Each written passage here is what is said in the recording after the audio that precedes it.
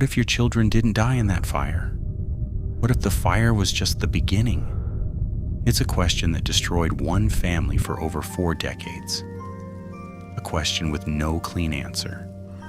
A question that, to this day, has never been solved. This is the story of 5 children who vanished on Christmas Eve 1945, and the evidence that suggests they may have walked away alive. George Sodder was not a man who scared easily.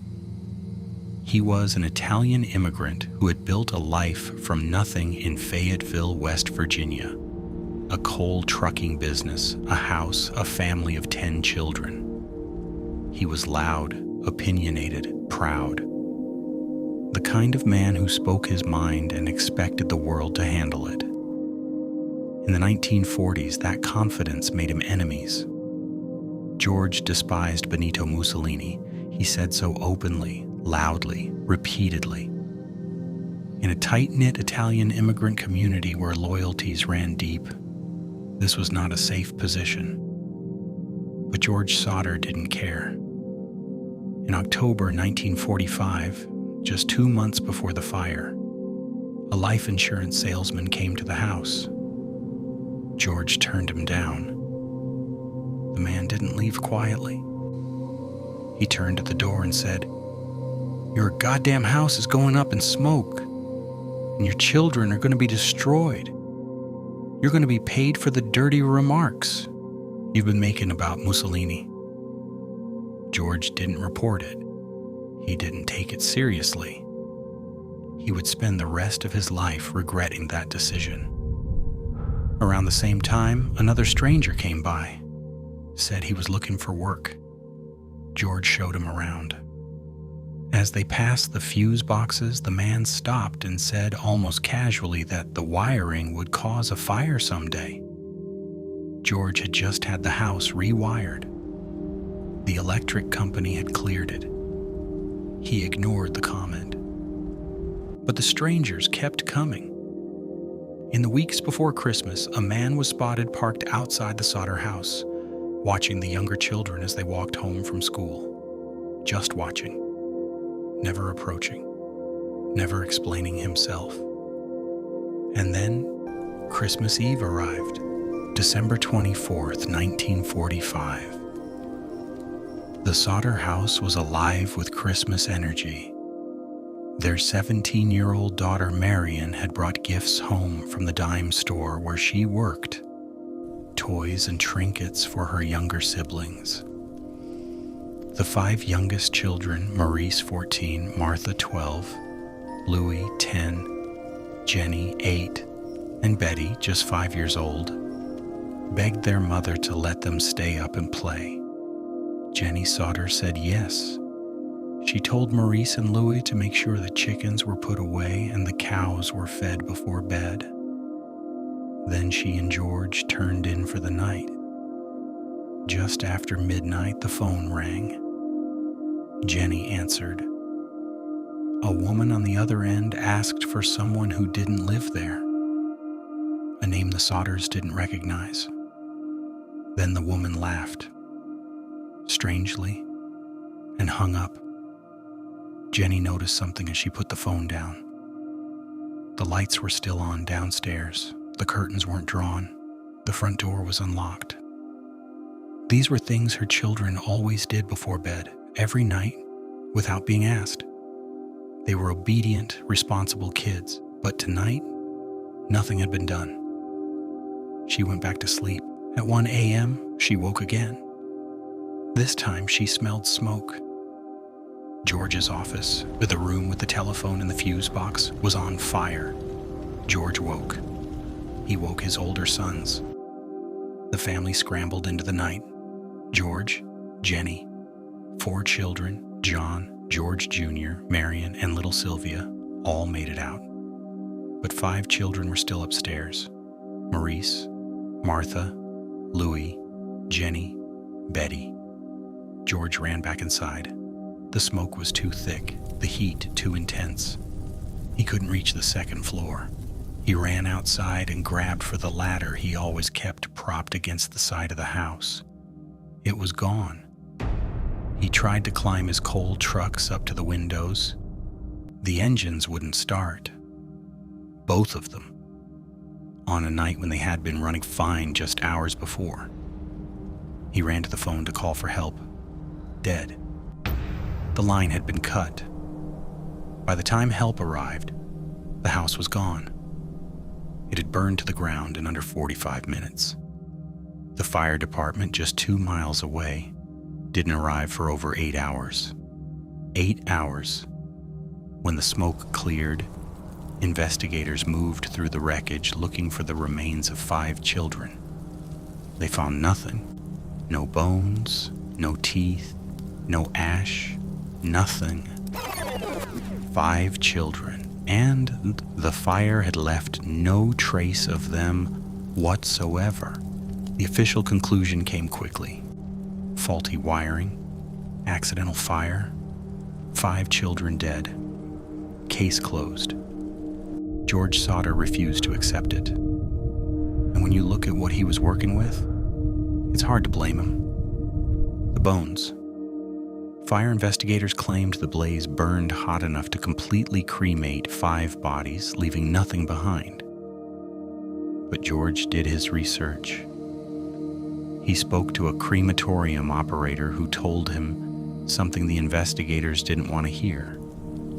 Even industrial cremation furnaces, burning at over 2,000 degrees Fahrenheit for hours, still leave behind bone fragments, teeth, recognizable remains. The Sodder house fire burned for less than 45 minutes, at that temperature, in that time. 5 human bodies should have left something. They left nothing. The ladder.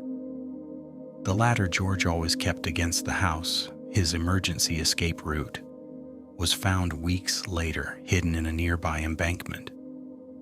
Someone had moved it. Someone who knew it would be needed. The trucks. Both of George's coal trucks failed to start that night. Both. Investigators later found that the fuel lines on both vehicles had been tampered with. The phone line. The telephone line wasn't damaged by fire. It was found to have been cut cleanly from the outside at the top of the telephone pole. The kind of cut that requires tools and intention. The fire department. 2 miles away. 8 hours to arrive. No explanation was ever given. The bomb. 3 months after the fire, the youngest Sodder child, little Sylvia, who had escaped, found something in the yard near where the house had stood. A small green object, hollow with a twist-off cap. Army officials identified it as an incendiary device, a napalm grenade. Someone had thrown it onto the roof that night. The sound Jenny had heard, what she described as a rubber ball, hitting the roof and rolling away, wasn't a burning ember. It was the fire being started deliberately. In the days after the fire, something strange began to happen. People started seeing the children. A woman reported spotting all 5 of them at a hotel in Charleston. The next morning, she said they were with a well-dressed woman and 2 men. She said the children looked frightened.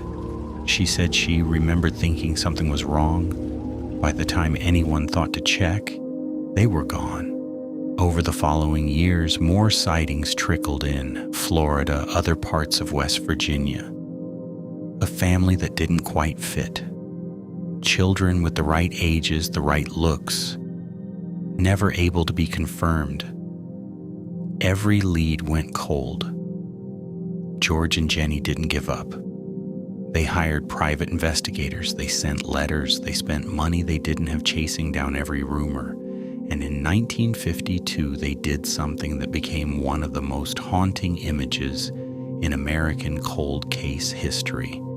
They built a billboard. On Route 18, just outside Fayetteville, the Sodders erected a large sign with photographs of all 5 missing children, their names. their ages at the time of disappearance, a reward for information, a plea. It stood there for years. Drivers slowed as they passed it. People stopped to look. The case never died because George and Jenny wouldn't let it. Then, in 1968, 23 years after the fire, a letter arrived. No return address, postmarked from somewhere in Kentucky. Inside was a photograph. A young man somewhere in his mid-20s, dark eyes, strong features. And on the back, handwritten, "Louis Sodder, I love you. Brother Frankie." George and Jenny stared at that photograph for a long time. They believed it was their son. The angle of the nose, the shape of the eyebrow. Louis, grown up, alive. They updated the billboard to include the photograph. A private investigator was sent to Kentucky. The trail went cold. George Sodder died in 1969. 1 year after that letter arrived. Still not knowing what happened to his children, Jenny kept searching. She kept the billboard up. She kept the case alive until her own death in 1989. She never found them. So what actually happened? There are two possibilities, and they are not equally supported by the evidence. Theory 1, they died in the fire. This is the official position. The fire was accidental, caused by faulty wiring. The children were trapped, overcome by smoke, and the intensity of the blaze consumed their remains entirely. The problem? The physical evidence doesn't support it. Fire experts have repeatedly said that the conditions of that fire, the temperature, the duration, were not sufficient to fully cremate 5 human bodies, and not one piece of biological material was ever found. Theory 2, they were taken. The fire was deliberate, set to cover a kidnapping. The threats against George Sodder from men connected to the Italian community, possibly the mafia, were real. The ladder was hidden. The trucks were sabotaged. The phone line was cut. The fire department was delayed. And 5 children were moved under the cover of smoke and darkness while their parents were occupied with survival, the sightings, the letter, the photograph. This theory has never been proven, but it has also never been disproven. George himself said it best in an interview with the Associated Press in 1968. After all, if someone wanted to get me, why did they get my family too? The last of the Sodder children, Sylvia, the 2-year-old who escaped, passed away in 2021. She spent her entire life wondering what happened to her brothers and sisters on that Christmas Eve in 1945. The billboard is gone now. The house is gone. George and Jenny are gone. The private investigators, the leads, the reward money, all of it spent chasing something that was never found. What remains is the question. The same question that has haunted this case for 80 years. The same question that keeps researchers up at night. The same question that a family of 10 was reduced to a family of 5 when the smoke finally cleared. Did those 5 children die in that fire? Or did they survive it? We still don't know. If this case keeps you up tonight, you're not alone. Subscribe to Deadlight Chronicles for a new case every Monday, Wednesday, and Friday. Drop your theory in the comments. We read every one.